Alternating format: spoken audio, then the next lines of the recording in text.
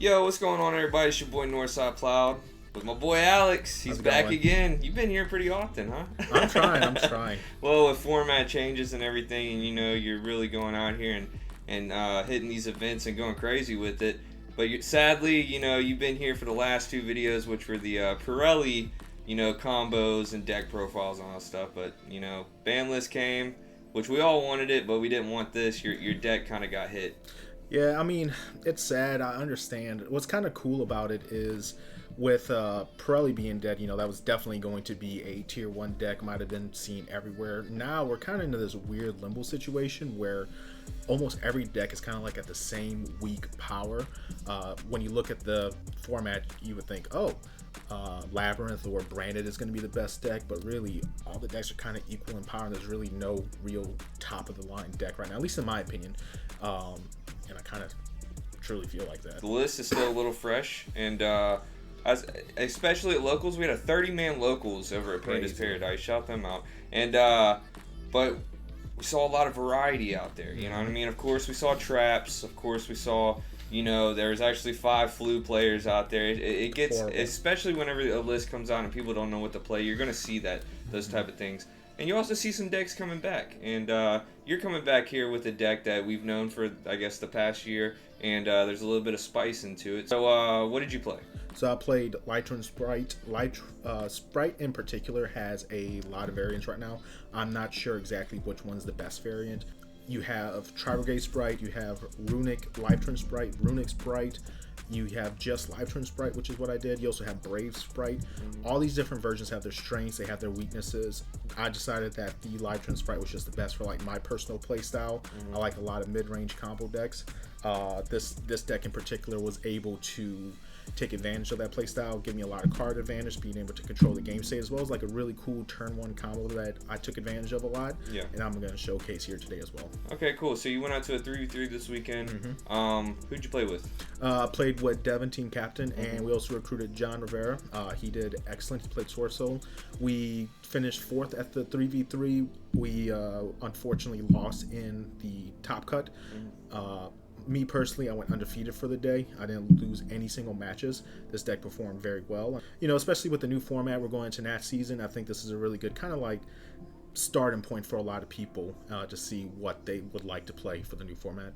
Well, definitely. Let's get into it. Yeah, cool. So like I said, I play Lytron Spright. Some of these ratios might be a little weird, but what's not weird? 3 blue, 3 jet, nothing changes there. 2 red.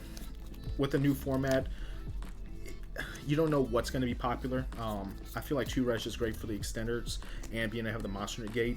You use it 1 turn, and then on the following turn you want to have that extra monster negate. We did the math with the different ratios that this deck plays. There's an 88% chance to see 2 card starters in this deck, so that way you're able to go full combo every single time. And that was kind of the theory behind making this list, is having a consistent build that can also kind of like crack boards. Nice. Round up the Spright monsters. This is Spright Carrot.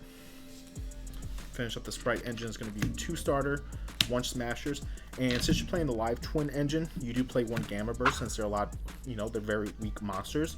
The gamma burst allows you to close out games pretty fast. For the live twin engine, nothing new there. 3 Lila, the blue girl, 2 of the pink one, Kiss to Kill, and then 1 Frost. This is the best one. The reason why you play 2 and 1 is you want to see this one the most to summon the Frost, so that way you get the draw on your opponent's turn. But what I also played on top of these is I played 1 of the Lila Treat. Why am I playing this? Because again, we wanted to have that 88% chance of seeing 2 names, seeing full combo. This gives you full extensions to be able to come back from bad hands, things of that nature. You play 3 Sunny Snitch, and with the Lila Treat, we play 2 Passwords.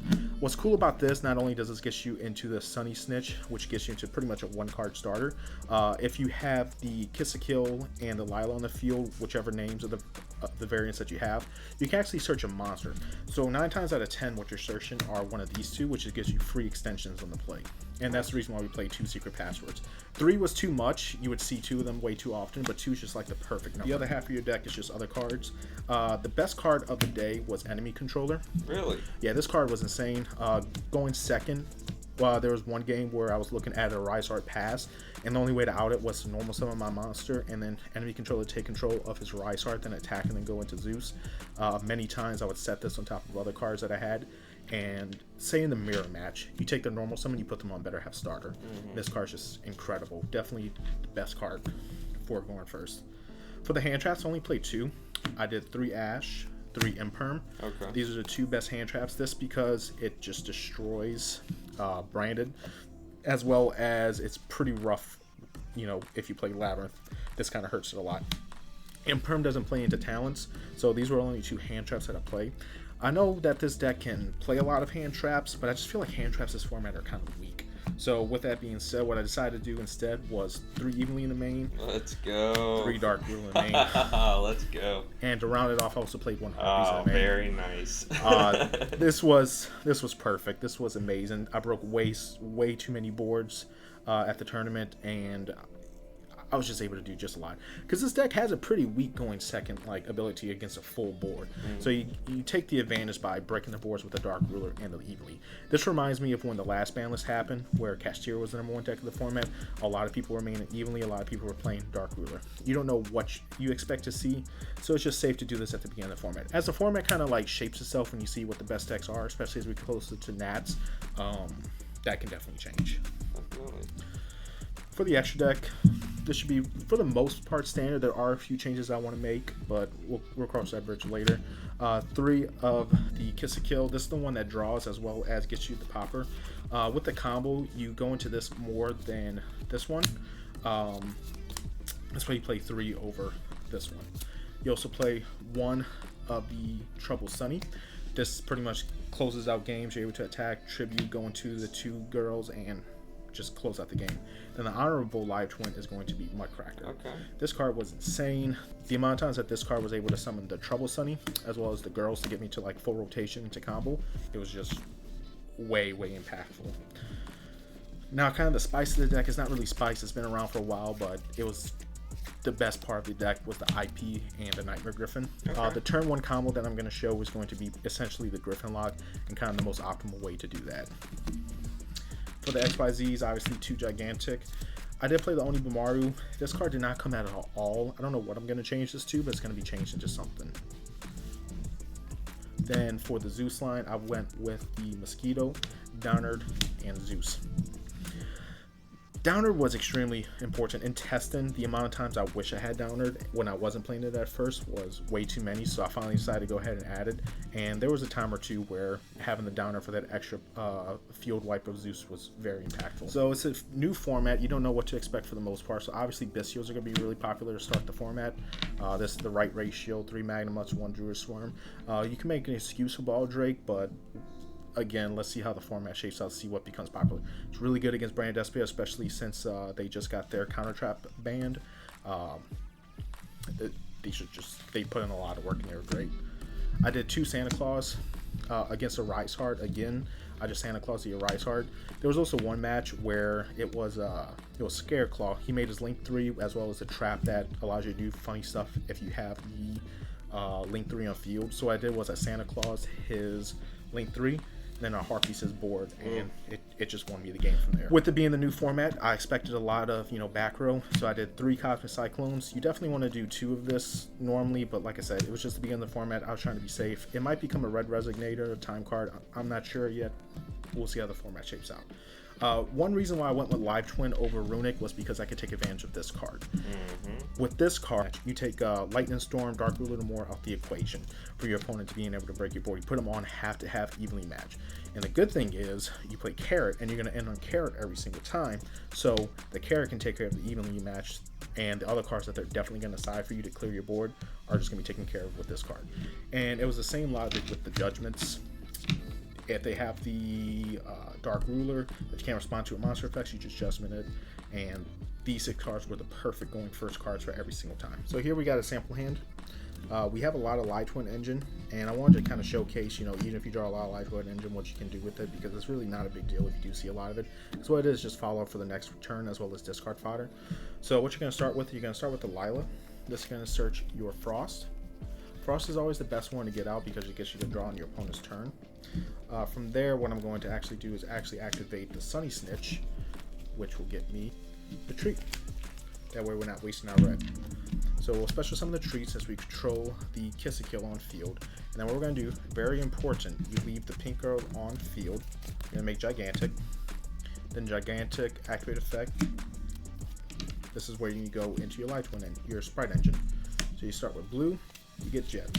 From here, you link 2, and you make IP Masquerena.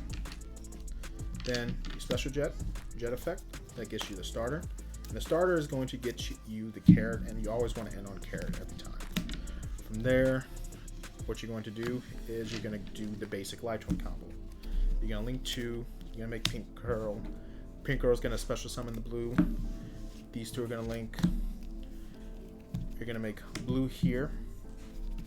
And then, very important, you summon it in the middle zone. Next up, you're going to activate starter.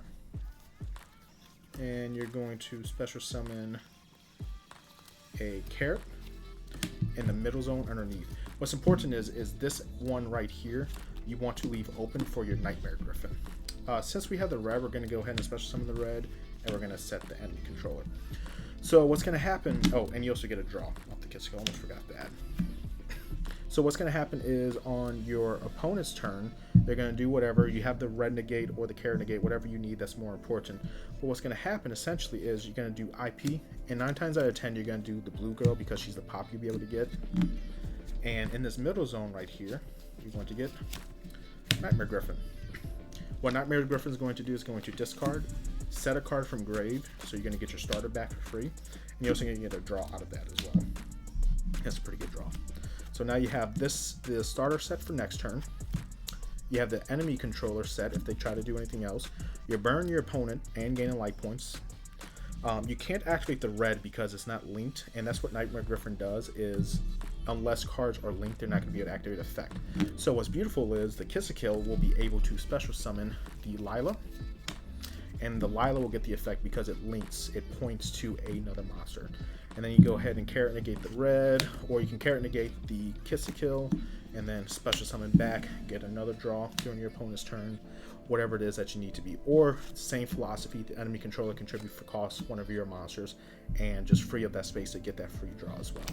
Wow. It's actually pretty nuts. Yeah, it's insane. It's unfair. It really is. This is probably the most unfair combo the deck can do. You lock your opponent from playing 9 times out of 10, unless they're also a link-based strategy. But even then, say Spright gets Nightmare Griffin locked, you have to summon literally this to get your special summon Spright effects to go off. Well, all right, Alex. I can definitely say I'm impressed. I mean, we've known this deck; it's come around, but you know what you're doing. You seem like you're piloting it very well. It turned out good for you.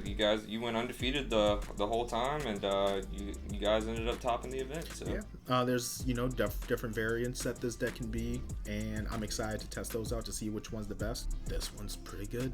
All right, thoughts on Nats? I'm excited. You're excited. Top deck? Don't know. Don't know, man. That's crazy. All right, Alex. We appreciate you doing what you do, going out there, showing everybody how to play Yu-Gi-Oh, man. That's awesome. Appreciate it, and we'll see you next time. Awesome. Thank you, guys. Peace.